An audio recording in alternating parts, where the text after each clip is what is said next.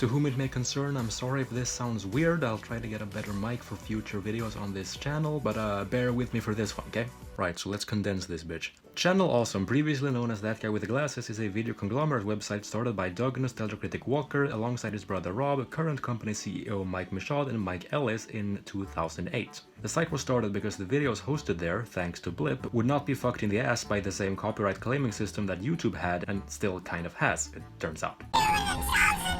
The site is up for years and years, attracting all sorts of strange characters with shows of their own, albeit keeping Doug as its poster child, like a lot. Still, things seem harmless, and the yearly anniversary specials, featuring multiple content producers and sometimes even the angry video game nerd, with whom Critic had a friendly feud during the beginning, would indicate that the CA community is at least a fun place to be.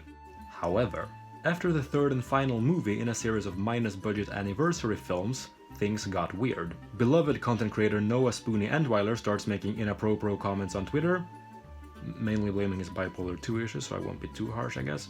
That ultimately got him fired. Obscurus Lupa releases a snarky commentary track for To Boldly Flee, the final movie, along with Phaelus and Cinema Snob, indicating beyond Wiseau levels of incompetence on the part of MacLeod and the Walkers during production. Lupa becomes important again later. First things first, after this final movie, Doug decides to kill off the Nostalgia Critic, his flagship series, and try his hand at a Be Kind Rewind style comedy show.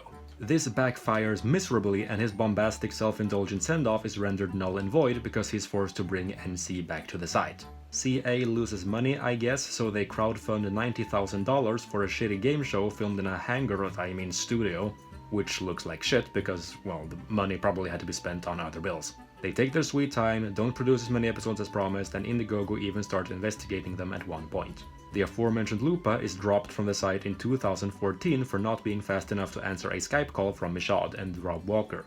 She had also been previously yelled at by MacLeod for doing too many mid-rolls, advertising her Patreon, and otherwise trying to make enough money to live.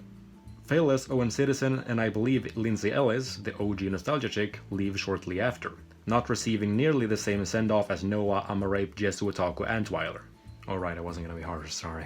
Much of this is documented by Lord Cat and Kiwi Farms, but doesn't really explode until sometime after Mr. Medico releases his Tugwutug series in 2017.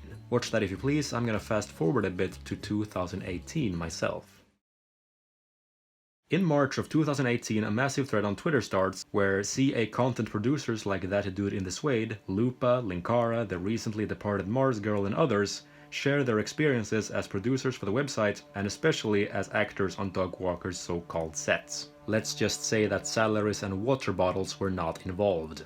What follows is, as others have called it, a mass exodus. Creators big and small in popularity leave the site, Swady leaves, Nash leaves, Filmbrain leaves, Mike J leaves and immediately becomes successful elsewhere. Panda leaves, people I haven't heard of because I got too old for this shit leave. Linkara of Atop the Fourth Wall and Lightbringer fame leaves. And finally, a document is put together full of somewhat known and previously wholly unknown behind-the-scenes dirt on the Walkers and especially MacLeod, who, among other things, told one content creator that he didn't need to make a tribute to Jew Wario after said gamer's suicide, because the creator in question wasn't popular enough to generate traffic, so the tribute would instead go to someone like Linkara and Angry Joe, MacLeod decided.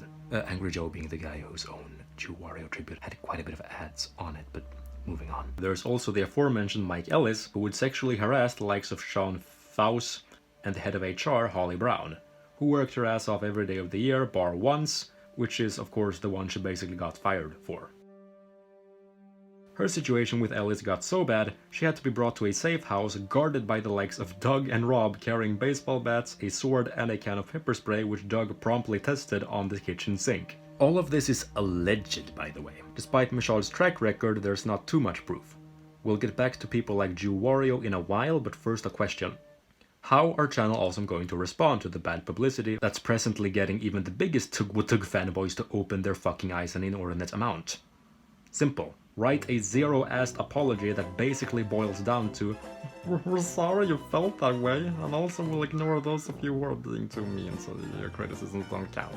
Wanting to clear the air is not the same thing as wanting to address the problems as such, Mike. But a little later, Channel Awesome releases another page, this one reading like an Onision-level doth protest too much screed, where MacLeod starts off by saying he wants to address the lies that have been alleged by multiple disgruntled individuals with vindictive intentions. Oh yeah, and there's also a Daddy of Five style clip of Lupa saying convenient for the narrative shit in a video that doesn't mean much anymore. One thing MacLeod tries to debunk is the claim that one anonymous contributor to the document made, namely that CA didn't know or care of an unnamed producer who was grooming female fans and being generally creepy behind the scenes and at conventions.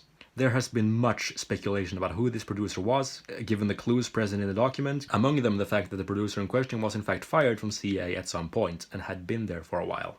MacLeod, in an attempt to prove that they did know about the producer's behavior, drops a chat log between him and Rob where they discuss letting the culprit go on the second Friday of February 2013?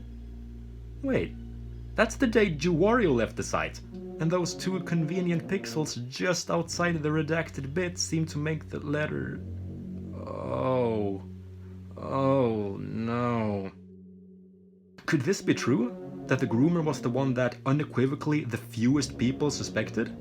Either way, this whiny page prompted giants like Angry Joe, Sage, and seemingly the otherwise extremely loyal Cinema Snob to leave the site, as implied in the following tweet by Guru Larry, where he celebrates reaching his goal of being the only content creator left on the site, aside from Doug and his Chicago crew.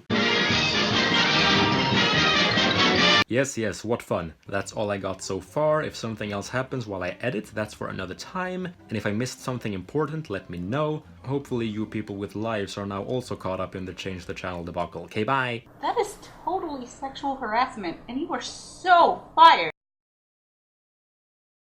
Who was grooming female girls